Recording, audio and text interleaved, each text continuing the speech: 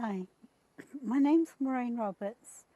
I'm an activist with the organisation ATD Vierte Welt in the UK, and thank you for inviting me to speak at this conference. It's very important to be able to say that poverty is an act of violence against the poor. But many people just don't accept that. They don't consider it to be an act of violence.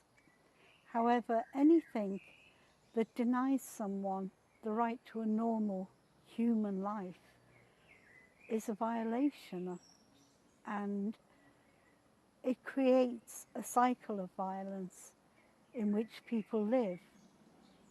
They're treated as less than human, which violates all of their human rights.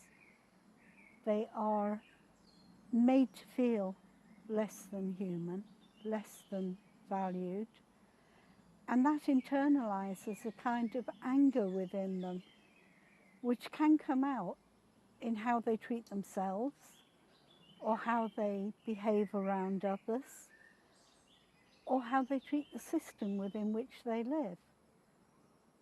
And then that's often reported, it's often documented, and then people say, you see, these people are dangerous, these people are not like us. And so the cycle begins again, of fury, of anger, of distancing oneself from the poorest. And many of the myths around who are the poor people, what do they do, how do they live, comes because of that distance. Unless you encounter people, unless you meet them, unless you speak to them, you don't really get to know anything about them other than what you may see in a newspaper on the television. It's very important that people who live in poverty are given opportunities to show the best of themselves, to show what they can do, what they can contribute. Because if they don't have that, then everything anyone ever hears about them is negative. Everything that's spoken about them continues the myth that they're not real people.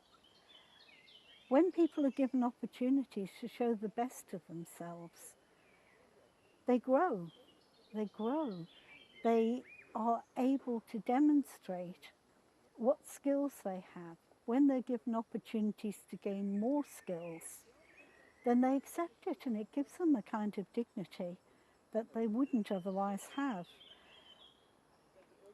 To prepare how people are treated, often what happens is that people say, we know that these people are living in poverty, we know they're struggling and having difficulties, but we can come up with solutions to that. But when they come up with solutions that don't involve asking the people themselves who are suffering, those solutions hardly ever work. Often they cost a lot of money, and the idea begins with how can we help people and ends up with a complete oppression on them, because everything that's set up to help them comes with conditions.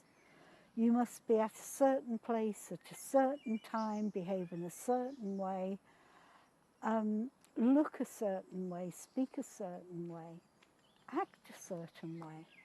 And often that's not possible if you've suffered a lifetime living in poverty.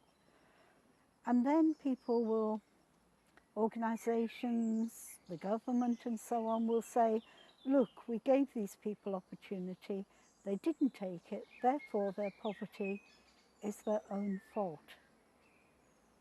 And again, that perpetuates the idea that people in poverty want less, care less, don't have ambitions or aspirations, that they're content to be recipients of charity, of money from the state, And that's not the case at all.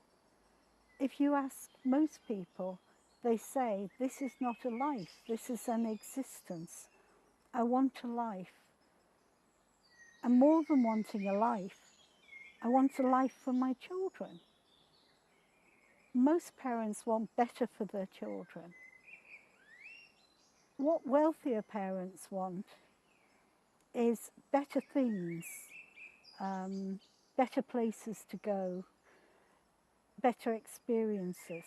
What most parents in poverty want for their children is a better education, better chance to have a job, a better chance to show that they can excel.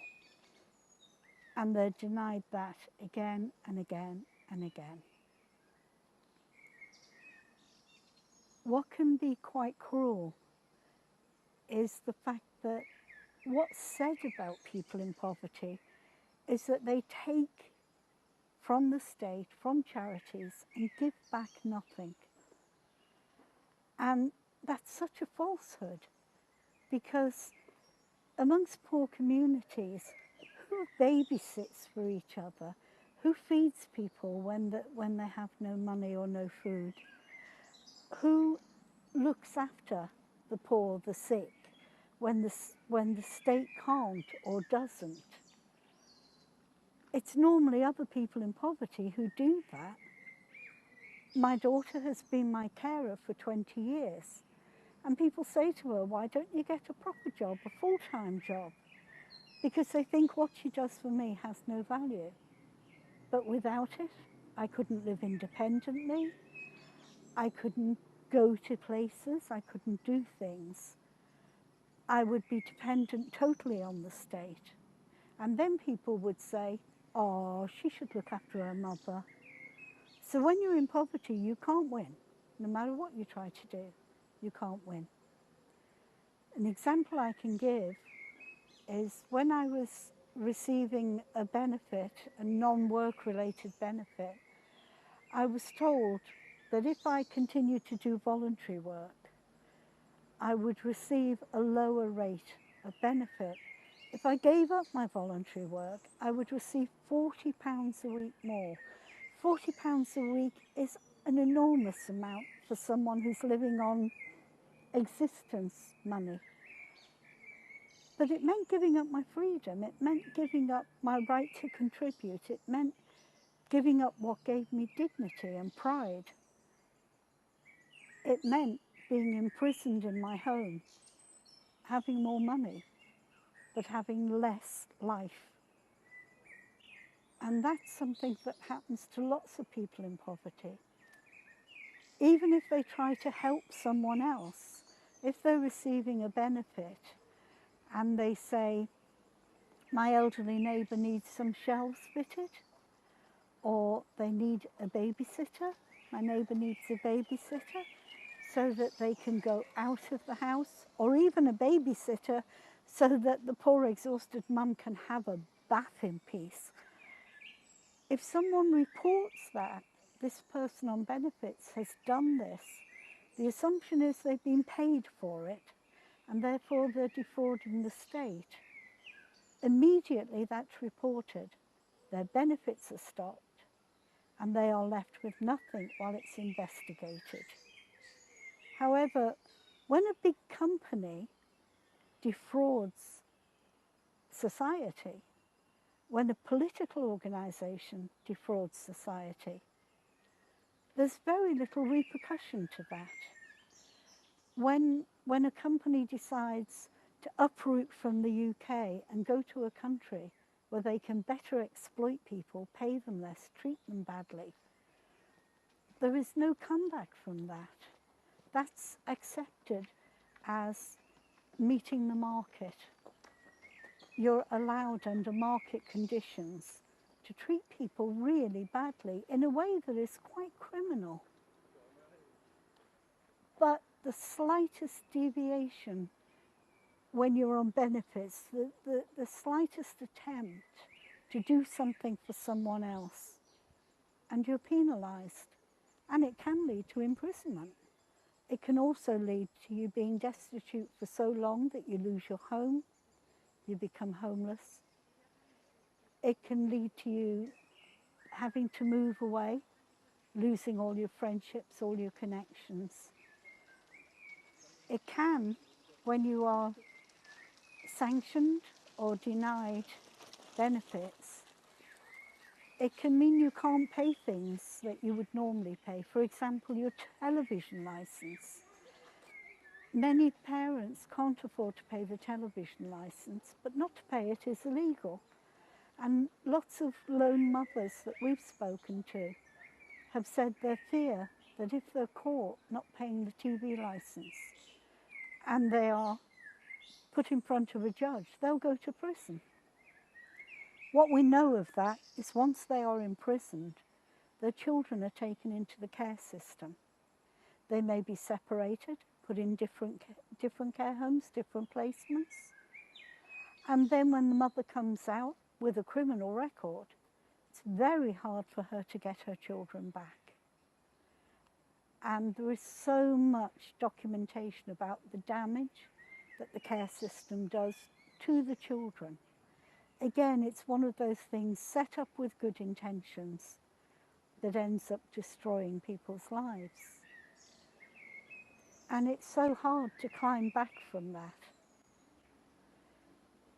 It's very difficult to imagine how terrible systems that are set up to help people can affect their lives. To be in receipt of benefits, you're condemned, you're discriminated against, you're looked down upon. And people don't realise that many of the people who are in receipt of state aid are working. Some of them working 2 jobs, 2 part-time jobs. Some of them working on something called a 0 hours contract. You can be asked to be in work for 2 hours, say to set up a cafe or prepare food, and then you're told you're not needed for a while, so you sit around unpaid, and then you come back when you're needed to serve food and clean up, and then you have to sit a while there's no customers, and come back when you're needed. But all of those spaces in between you're unpaid for. So people often have 2 jobs, or they're in receipt of a top-up benefit. But when people hear that you are getting benefits, they then consider you a lesser person. It's a horrific experience, I can promise you that. It's a horrible experience. And the feeling that nothing you do has any value, nothing you say has any value, because you're a lesser person and therefore not entitled to be listened to.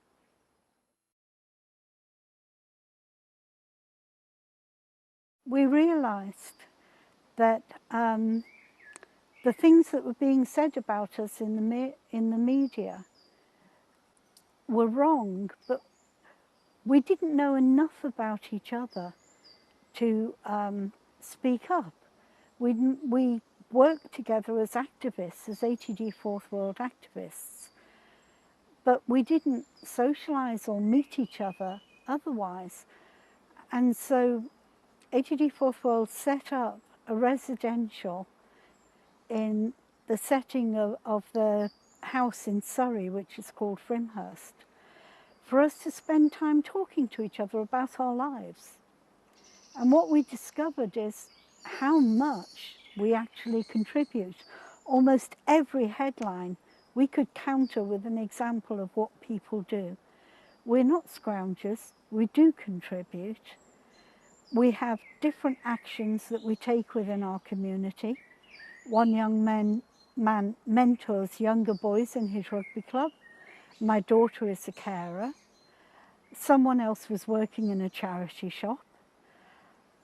A couple were looking after an elderly lady whose services were no longer providing enough for her.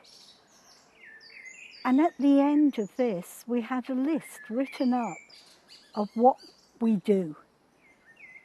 And the young man who mentors in the rugby club said, it's all very well we know this, but other people don't know it.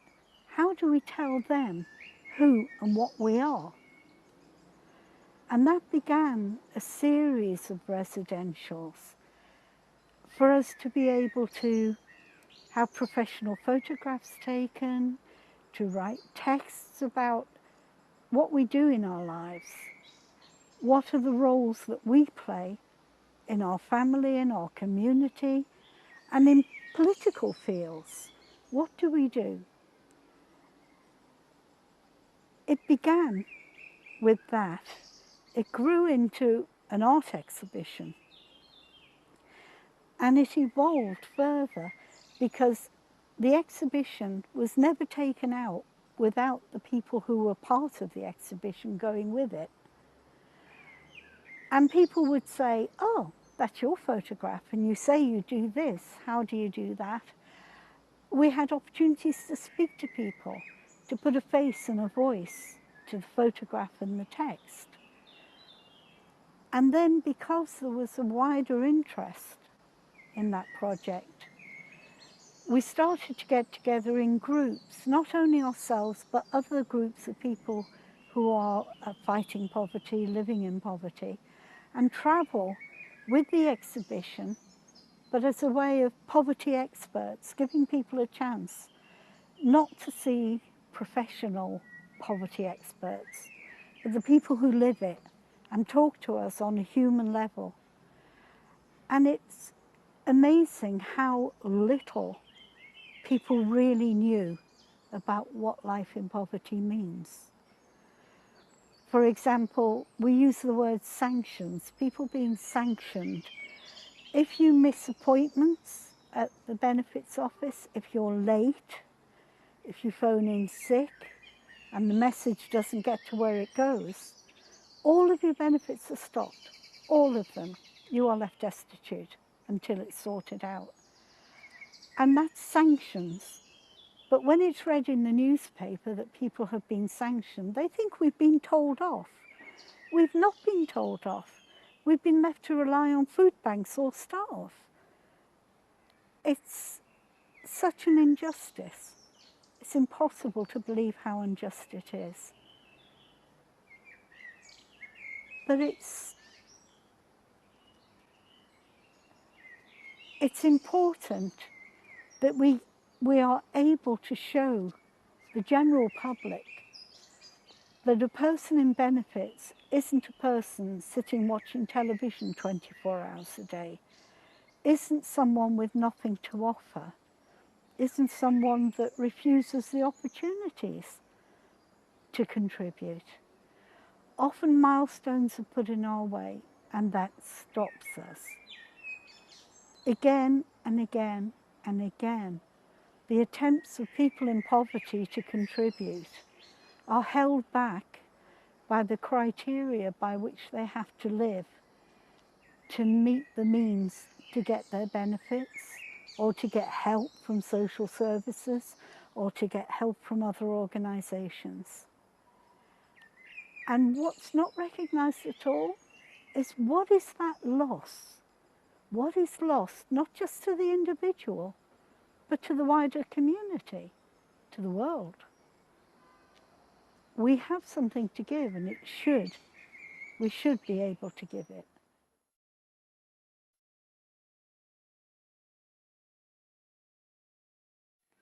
One of the difficulties people in poverty have is not just having their voice heard, but their viewpoint and their opinions. And there's a lot of research on poverty, but often it's, we are researched, we are not part of the research. Often people are over-researched. They're researched on different angles of their life, researched on housing, researched on health, but nobody is taking on board the baseline that what causes the need is poverty. And that to do research on poverty without the full participation of people in poverty means that it never really, really works. It never gets to the bottom of what's going on. It's only when researchers, organisations and people in poverty get together as equals, as equal contributors, that you can really begin to design something that looks at solutions to poverty. If you ask most families who live in poverty, most individuals, what do they need to have a better life, they will be able to tell you. But not only will they tell you what they need, they'll tell you how it needs to be delivered to them. Because you can give people opportunities in a way that completely disdains them, going back to the we know what you need and we'll provide it for you system. And that they'll say there's lots of research that says this is what you need. But that research hasn't come from us. It hasn't come from people in poverty working together with researchers. We don't want to be under the microscope of researchers. We want to be standing next to them, communicating with them, participating not just in giving examples, but in saying what kind of questions we'd like you to be working with. What are you going to do with the answers? How can we contribute to the analysis? How can we contribute to the final report? What can we do with it? It's very, very important that that aspect of people who live in poverty is not continuously ignored. We're not just here to give you a testimony of how awful life is. We know what's important, we know what needs to change, but we need the people who have priority to actually take that on board and validate what we know and what we contribute. That would make a change in the world that hasn't existed so far.